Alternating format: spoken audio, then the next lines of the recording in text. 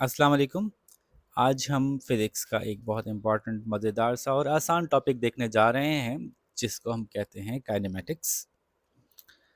Kinematics is all about speed, distance and time.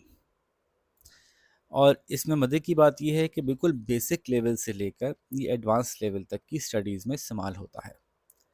तो शुरू करते हैं ताकि आपको मैं एक एक करके कॉन्सेप्ट समझाता जाऊं और उसकी कुछ एग्जांपल्स और क्वेश्चंस देता जाऊं, आप उसको सॉल्व करते जाएं और आप लेवल्स अबूर करते जाएं। First of all, you'll have to understand that speed is calculated as some distance covered over some time. ठीक है, डिस्टेंस अपॉन टाइम। अब ये डिस्टेंस के मुख्तलिफ यूनिट्स हो सकते हैं, टाइम के मुख्तलिफ यूनिट्स हो सकते हैं, जिसके नतीजे में स्पीड के मुख्तलिफ टाइप के यूनिट्स हो सकते हैं।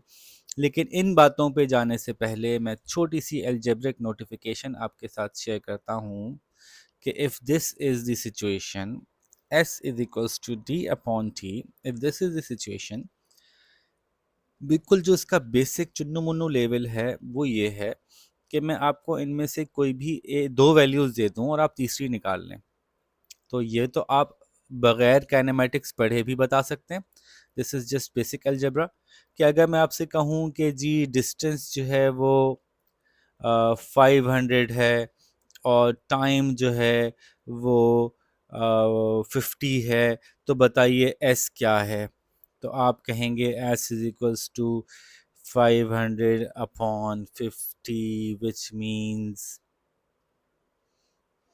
S is equals to 10। अभी हम यूनिट की बात नहीं कर रहे कि किलोमीटर पर आवर है या मीटर पर सेकंड है या वट एवर। अभी सिर्फ मैं सिर्फ आपको एल्जेब्रिक मैनिपुलेशन बता रहा हूँ कि आपने अगर डी और टी मौजूद था तो एस निकाल लिया। अगर आपके पास लेट्स सपोज डी और टी नहीं मौजूद था, डी और एस मौजूद था, तो अब आप टी निकाल सकते हैं। बिल्कुल हम ये कहेंगे s is equals to d upon t. हमें बताया कि डिस्टेंस 500 था, स्पीड 10 की थी, तो बताइए कितनी देर में पहुंचेंगे। तो हमने क्या किया, एज एल्जेब्रिक मैनिपुलेशन हमें पता है कि हम टी यहाँ पे डिवाइड हो रहा है पूरी एक्सप्रेशन से, वहाँ ले जाएंगे तो मल्टीप्लाई हो जाएगा। एक्चुअली हम क्या करते हैं, will multiply by T on both sides ताकि इससे ये कैंसिल हो जाए और यहाँ पे आ जाए। So we'll have t dot s या t into s is equals to d. Then we'll divide by s on both sides, यानी we'll take s here, here s multiply हो रहा है, यहाँ पे जाके s divide हो जाएगा। So upon s. So we know that t is equals to d upon s. अच्छा, ये पूरा करके आपको हर दफ़ा दिखाने की ज़रूरत नहीं है।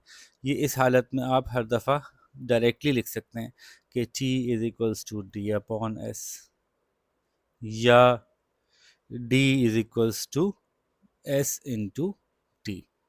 ये तीन हालतें हैं इस इक्वेशन की।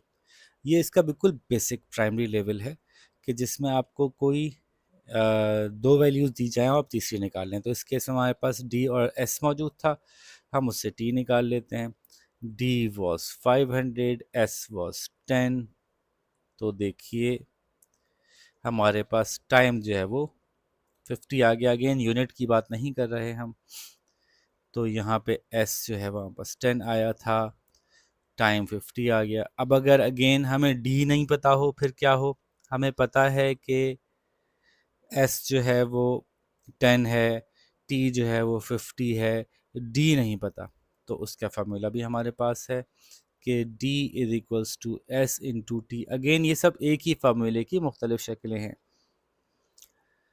तो स्पीड थी जी 50 10 और टाइम था जी 50 10 था 500। So we know that distance is equals to 500।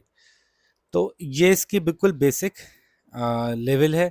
इससे जस्ट एक लेवल हम ऊपर जाएंगे। पहले आप इसके बहुत सारे सवाल कर लें जिसमें कि आप एस टी डी ये सब मालूम करते रहें, फिर हम थोड़ा यूनिट की मैनिपुलेशन पर जाएंगे। तो शाबाश, इसको कंप्लीट कीजिए। टीचर जो आपको सवाल दें उन सवालों को सॉल्व कीजिए और फिर अगली वीडियो में हमारे साथ इसके लेवल 2 में मुलाकात कीजिए। अपना ख्याल रखिएगा। अल्लाह हाफिज़।